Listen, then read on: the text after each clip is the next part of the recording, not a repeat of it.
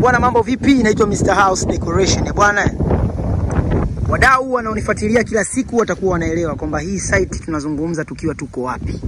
Hii site bwana ni site ambayo nilikuja kwa mara ya kwanza kabisa. Hii nyumba ilikuwa imepauliwa kwa mfumo wa hidden, lakini sasa kilichofanyika, nadhani hata comment zilikuwa nyingi sana kwa wadau. Kilifanyika kitu fulani ambacho ni cha ajabu sana. Kitu ambacho kiukweli hii nyumba ilikuwa kama chujio, yani ilikuwa inavuja balaa.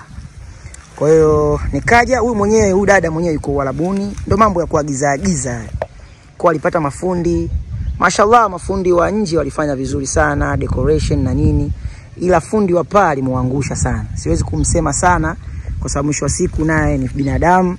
Anaweza ikawa taaluma yake ilishia pale, lakini alifanya vitu vya tofauti sana.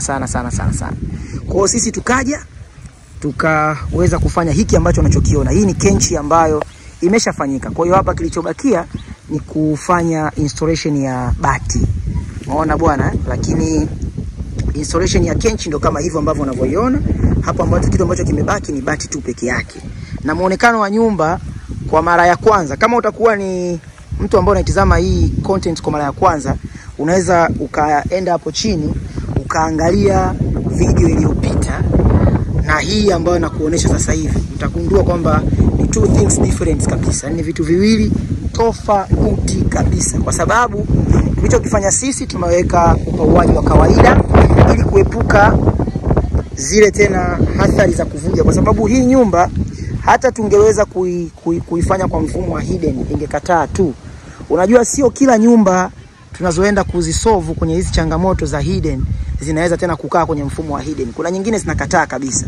Kwa kama hii ilikataa, kwa tukamshauri bwana, hii kulingana na nyumba yako wewe fanya tu iwe kenchi ya kawaida. Kwa tukaanzia hapo, tukaicholea ramani, na ramani yake ipo. Nilianza kuicholea ramani ya paa namna ambavyo itakavyokuja kuwa, na mwisho wa siku tumepata kitu hiki hapa. Hii ni sehemu ya nyuma. Tumepata kitu ambacho ni very amazing. Umeona bwana? Umeona bwana, ni kitu fulani ambacho ni kizuri sana. Kizuri sana. Kenchi imenyoka. Nyumba yenyewe sasa imeendana na ile paa lake. Tofauti na kilivyokuwa mwanzo. Kwanza kilikuwa kinaonekana kijumba kifupi. Umeona, lakini kwa sasa hivi hapo hatujaweka bati, lakini nyumba imependeza.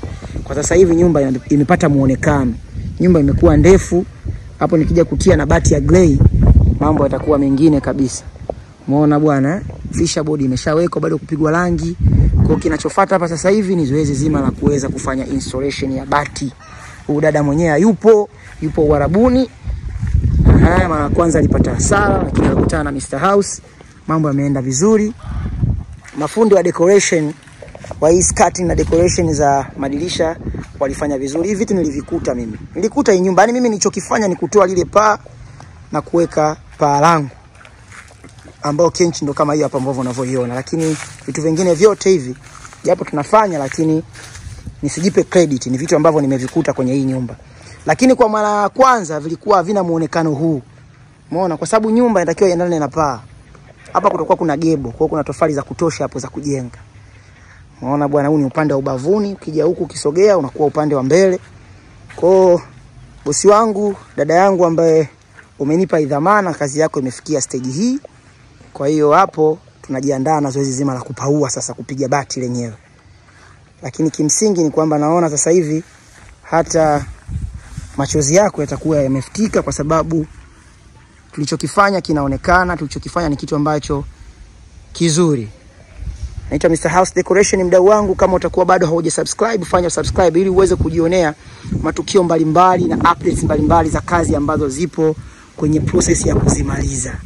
Mdau wangu, don't forget to subscribe.